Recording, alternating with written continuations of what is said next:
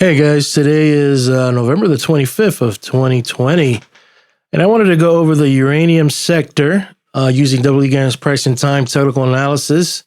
So let's get into it. I wanted to do this video before Thanksgiving, just because I know I won't have any time to do anything, after Thanksgiving with family and all that. So let's get into it. One thing I do want to say is I've been noticing a lot of good videos popping up on the uranium sector, different analysts covering it and showing their research and their opinions. So it's pretty good.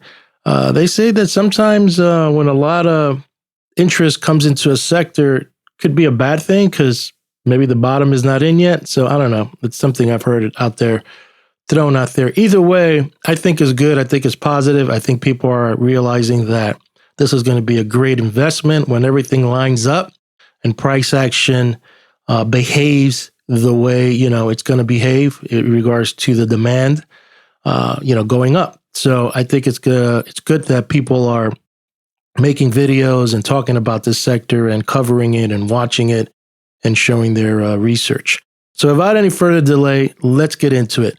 These are the things that I have on my radar that I am watching. And if you are a first-time investor, you've been hearing about uranium sector, you've been hearing about this sector that is very bearish, and that there's a lot of value, and that you could double your money. It's not going to be overnight. This is a long-term investment. I think you're in the right place. First thing you want to keep on your radar, write this down. Go to tradingview.com, open up an account, and type in uranium futures.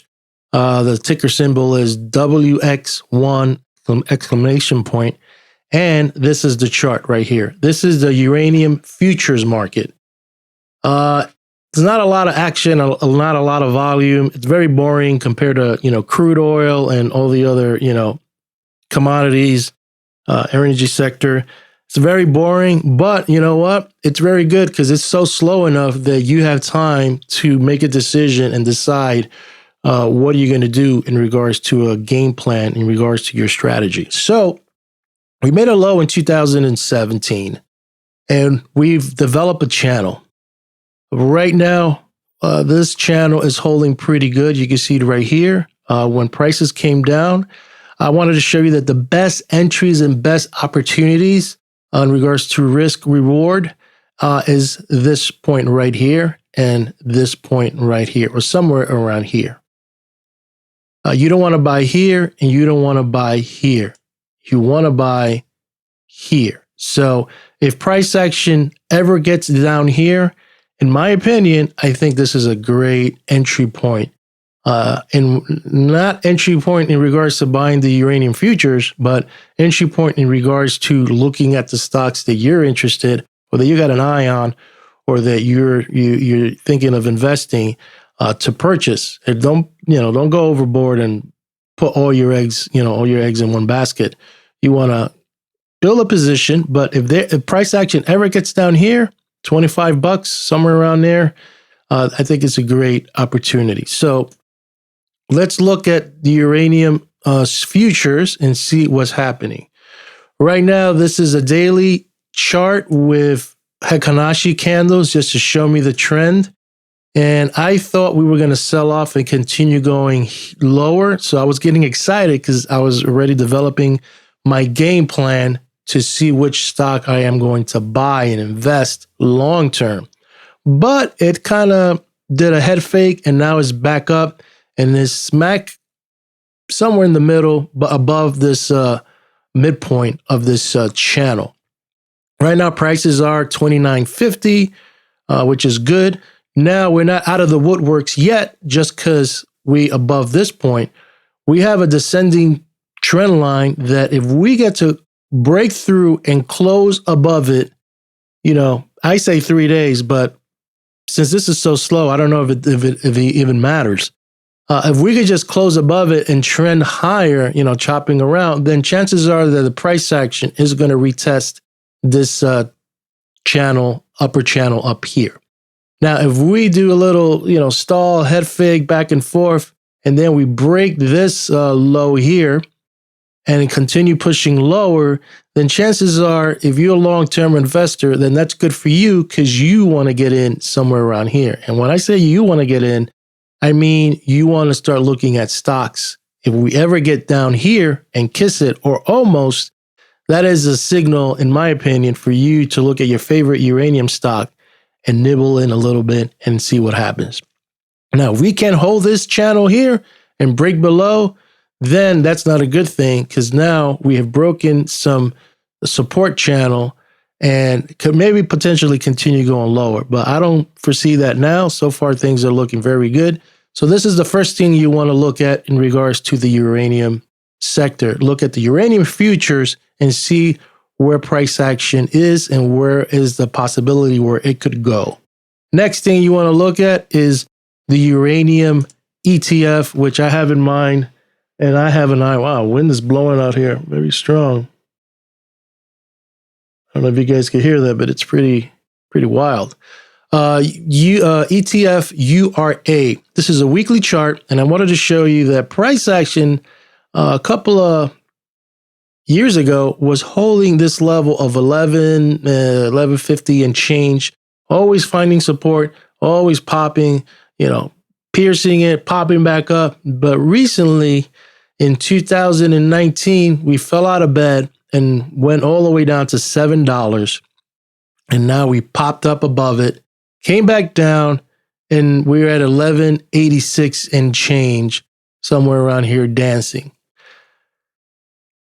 What you want to do is, if you are a ETF, which covers, a couple of uranium stocks, if it gets above $13 and closes above it for 3 days or, a week at least, and continues trending higher, then that is a great opportunity because it's above now this supply zone. But if it kind of, goes sideways and we can't close above it, then you just kind of have to step back and just kind of wait to see. If it pulls back, this area could be a nice buying zone, 994. It's a swing pivot low.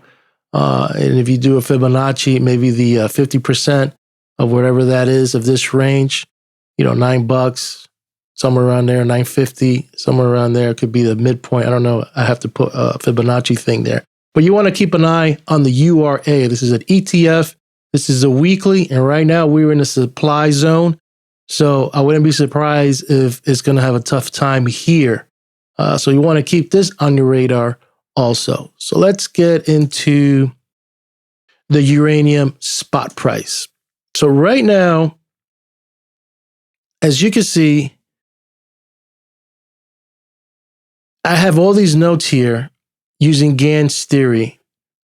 So I'm going to start out with the lowest one.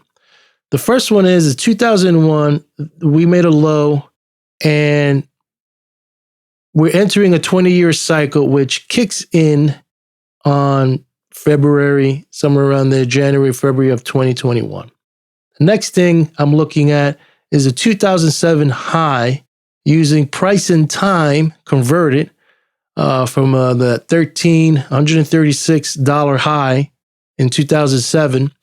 If you convert that into price and time, it leads you to 2001 around January, February. It connects there. If you do the Fukushima high of 2011, that was March 11th around there. And then March 11th, we have a 10-year cycle. So these are all Gann cycles and then mixed in with some price and time conversion cycles that I use. So as you can see, there is a big cluster lining up in January, February, but pretty much 2021 is where it's all being a big climactic cluster of things lining up. And lastly, we made a high in May, spot price of $33.93. And if you do the same calculations I do here, from like here also, the low was 1850. If you convert that into weeks, that's 185 weeks, and we stall up here, and now we're pushing lower. If we use the same technique on the high of 33, then what you would do is you do 33 weeks out into the future, and hopefully price and time will meet, and then there will be a possible change in trend. And I already did that, and that leads you to January of 2021. So you got all this stuff lining up in January, February, March, a couple of cycles here. But what I'm trying to say is that 2021 looks very interesting to me using Gann's theory. A couple of things could happen. You know what? All this is BS and nothing happens, and we just continue maybe going sideways or continue going lower, and that's it. Case done. Or all this is lining up for a reason, and all this clusters is showing that there could be a possibility where things could start turning to the upside. I spoke to this research investor named Terry, and he was telling me that the fundamentals are lining up with my analysis. So time will tell. We'll see. But I just wanted to put this video out there because I find it fascinating using Gann's theory and using something like uranium spot price that doesn't really have a lot of volume, doesn't have even a lot of interest lately. Only a few people that come across this information.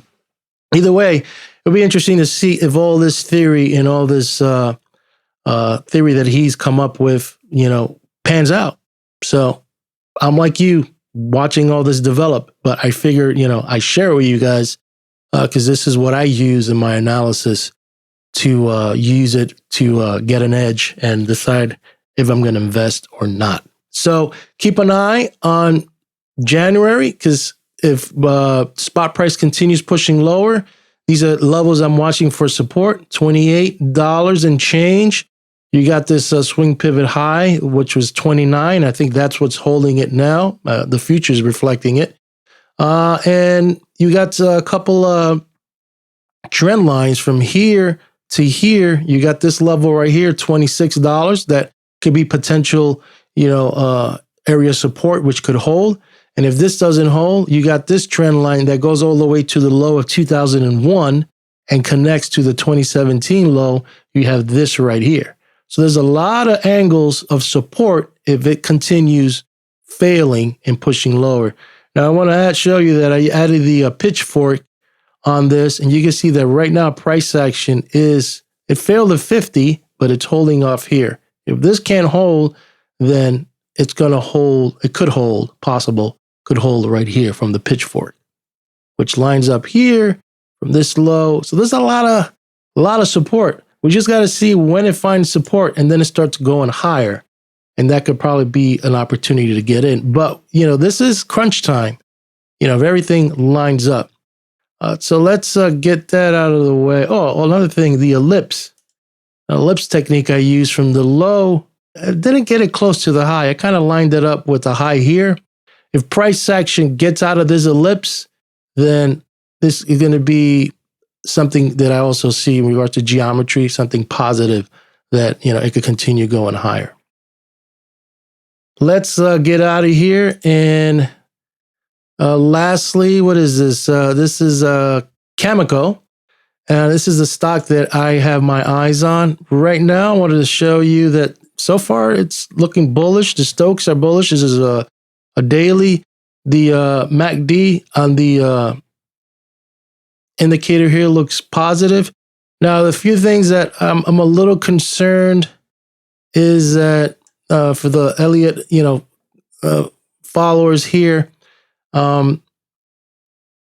supposedly it's supposed to be a wave 5 down here. So if the Elliott thing here is correct, chances are that we could probably push lower and maybe find support down here as a wave 5. But right now, the price action is very bullish. You can see all the indicators are very positive. Time clusters, I don't really see anything here. And supposedly, as it says, wave 4. And these little bands right here are showing that if price action could get above here, then this count is wrong. So if it is wrong, then we're probably going to continue going higher. This could probably be a wave 2 going into a wave 3. But this is the only thing that concerns me. But besides that, everything looks bullish on the chart. Look at, you can put some lines here and you can see, let's get a little closer. And you can see that this channel, it closed above it. Today, I don't know where it's at because it's not real time. You can see that after the ellipse, we had an impulse right here. These are levels and price targets. This is the 1 by 1, so you want to keep an eye on that. If we could get above there, then that's very bullish. But if we can't, it's kind of more on the weaker side from this swing pivot low. But you're above the 50 SMA, so that's good. And then you got this channel, if it ducks back in here, then it could be a potential for it to continue going lower and maybe do this wave 5. So I'm not in the CCJ Cameco. I'm just watching it because if it continues pushing lower, I'm waiting for a better entry to get in. Let's see. Let's put that there. 180 is coming in right here, December the 1st. Something you want to keep an eye on. And right in here, fib levels, 1040. Yeah. So that's pretty much it for this one.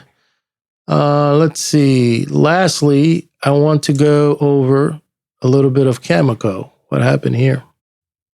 Thing shrunk on me.